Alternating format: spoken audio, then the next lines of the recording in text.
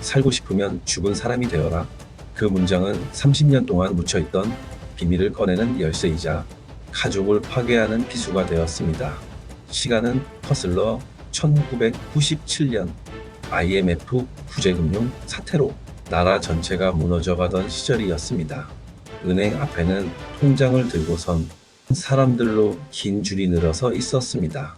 어머니 명자는 배를 감싸진 채 차가운 바람 속에 서 있었습니다. 임신 중독증에 시달리던 몸은 금방이라도 쓰러질 듯 위태로웠습니다. 은행 창구에서 들려온 차가운 목소리. 계좌는 압류 상태입니다. 대출금 상환 불가. 통장을 돌려받은 어머니의 손이 파르르 떨렸습니다. 그 순간 정장을 말끔히 차려입은 한 남자가 다가왔습니다. 반짝이는 명함 위에 새겨진 이름 장태석? 집을 지키고 싶으시죠? 병원비도 걱정이실 겁니다. 제가 도와드릴 수 있습니다. 하지만 조건이 있습니다. 며칠 뒤 어머니 앞에 놓인 계약서는 낯선 문장들로 가득 차 있었습니다. 사망신고의 유지, 연구자료 전부의 양도, 친권 일부 이전. 어머니는 손을 떨며 문서를 읽었습니다. 이해하기 어려운 법률 용어들이 줄지어 있었지만 단 한 가지는 분명했습니다. 이 계약에 도장을 찍어야만 아이들을 살릴 수 있다는 것. 밤새 고민한 끝에 어머니는 붉은 인주에 손가락을 찍었습니다. 종이에 번진 붉은 자국은 평생 지워지지 않을 상처가 되었습니다. 한편 아버지 도지는 낯선 장소로 끌려갔습니다.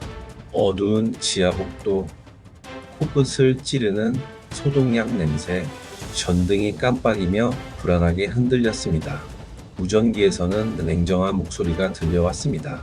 코드네임 피공여자 101점 체열 간격 2시간 기록 누락시 책임은 본인 부담.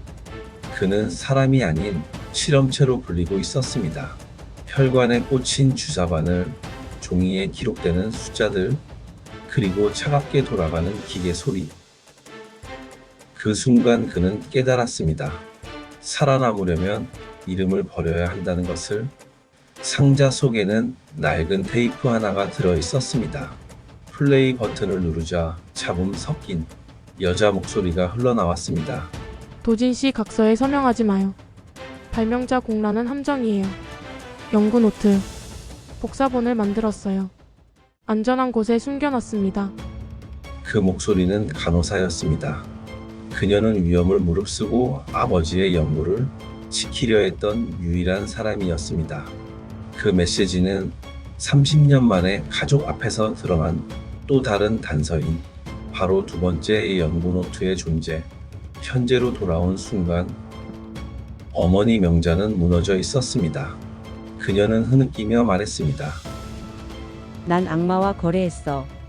하지만 그땐 아이들만 살리면 된다고 생각했어. 아들 진우는 분노했습니다. 엄마, 그 대가가 아버지의 이름이었습니까? 우리가 아버지를 원망하며 자란 세월은 누가 책임집니까? 어머니는 아무 대답도 하지 못했습니다. 그저 눈물을 흘리며 고개를 떨굴 뿐이었습니다. 장태석은 친자 확인서가 든 봉투를 내밀었습니다. 봉투 안에는 친자 확인서와 오래된 흑백 사진 한 장이 들어 있었습니다. 모두가 숨을 죽였습니다.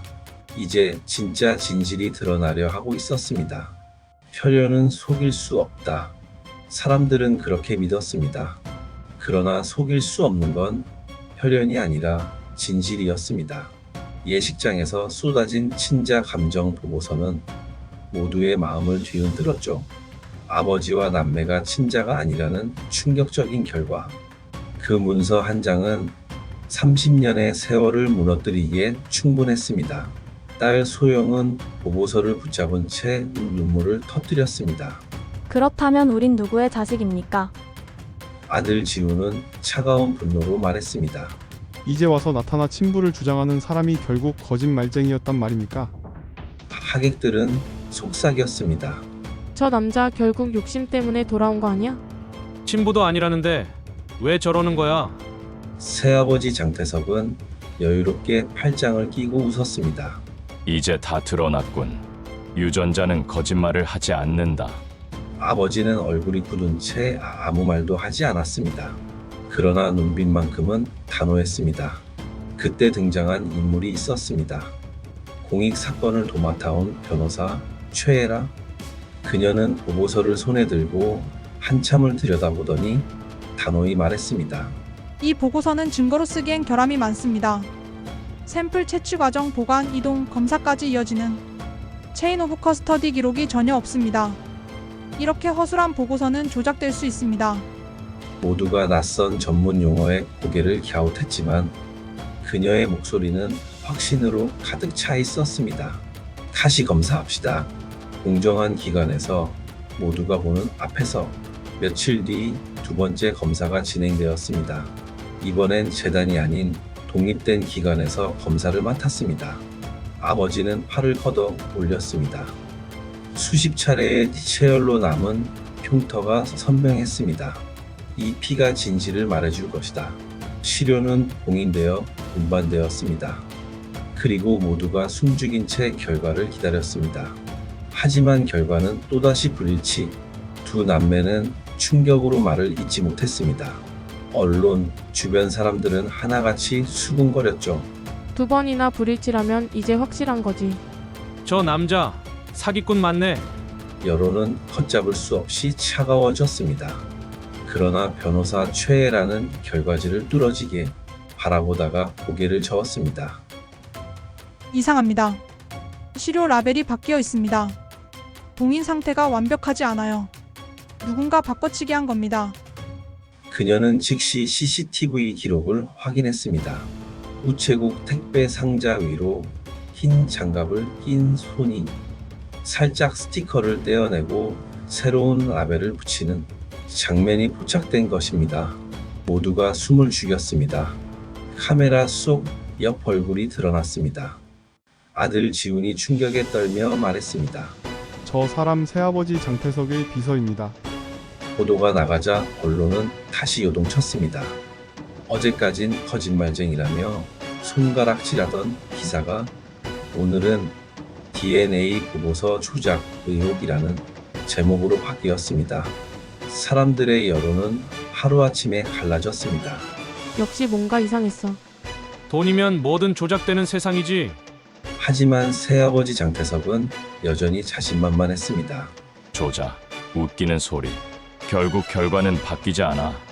결국 법원은 세 번째 검사를 명령했습니다. 이번에는 법원이 직접 지정한 공인기관 검사 전 과정은 영상으로 녹화되고 시료는 봉인된 채 법원 서기의 손에 의해만 이동되는 조건이 붙었습니다. 아버지는 다시 팔을 걷었습니다. 흉터투성이 팔에서 붉은 피가 천천히 흘러나왔습니다. 이제 더 이상 숨을 곳은 없다. 남매는 서로를 바라봤습니다. 믿음과 의심, 사랑과 분노가 뒤엉킨 눈빛이었습니다. 그날 밤 봉인된 시험관이 운반차에 실렸습니다. 그 뒤를 따라가듯 흰 장갑을 낀 그림자가 어둠 속에서 움직이고 있었습니다. 진실은 아직 닿지 않았습니다. 그러나 거짓은 더 이상 오래 버틸 수 없었습니다. 상자에서 쏟아져 나온 서류들 중 가장 사람들의 눈길을 사로잡은 것은 바로 재혼 계약서.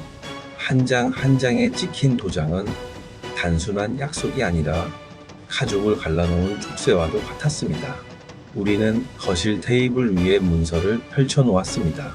어머니 명자는 떨리는 목소리로 한 줄 한 줄 읽어 내려갔습니다. 첫째, 사망신고는 영구히 유지한다. 둘째, 연구자료와 노트 일체는 재단에 기속된다. 셋째, 친권 일부는 새로운 보호자에게 이전한다. 그 문장들은 마치 칼날처럼 방 안을 가로질렀습니다. 아들 진우는 눈을 부릅뜨고 물었습니다. 엄마 정말 이런 계약에 도장을 찍으신 겁니까? 어머니는 대답 대신 고개를 숙였습니다. 그리고 손가락 끝에 남아있는 붉은 인주 자국을 떠올리며 그날 밤을 생각했습니다. 하지만 IMF 한겨울 방은 어두웠습니다. 난방도 끊긴 집에서 아이들은 담요에 몸을 웅크린 채 잠들어 있었습니다. 어머니는 작은 촛불을 켜고 책상 위 계약서를 바라봤습니다. 아이들을 살리려면 도장을 찍어야 한다. 하지만 동시에 이건 남편을 죽이는 서류다. 라는 사실도 알고 있었습니다. 그녀는 펜을 잡았다가 내려놓고 또다시 잡았다가 놓기를 반복했습니다. 결국 떨리는 손으로 굵은 인주에 손가락을 찍고 도장을 눌렀습니다. 그 소리는 마치 영혼이 끊어지는 소리처럼 방 안에 울려 퍼졌습니다. 계약서를 둘러싸고 말다툼이 이어졌습니다. 새아버지 장태석은 냉소적으로 말했습니다. 난 거래를 했을 뿐이다. 그때 내 엄마는 선택했지. 난 너희를 살렸다. 대가를 받았을 뿐이다. 세상은 거래로 굴러가는 거야. 그의 태도는 뻔뻔했습니다. 그러나 그의 말은 아이러니하게도 사실이었습니다. 그 거래가 없었다면 아이들이 살아남을 수 있었을까요? 그러나 동시에 그 거래 때문에 아버지는 사라져야만 했습니다. 계약서는 단순한 종이가 아니었죠. 우리는 변호사 최애라와 함께 법원에 가처분을 신청했습니다. 연구노트 원본 보전. 법원은 이를 받아들였습니다. 재단은 발끈했지만 법원은 서류를 제출하라는 명령을 내렸습니다. 그 과정 중 증거 보관함에서 새로운 문서가 발견. 제목은 원시 특허권 포기각서. 그리고 놀랍게도 서명란은 비어 있었습니다.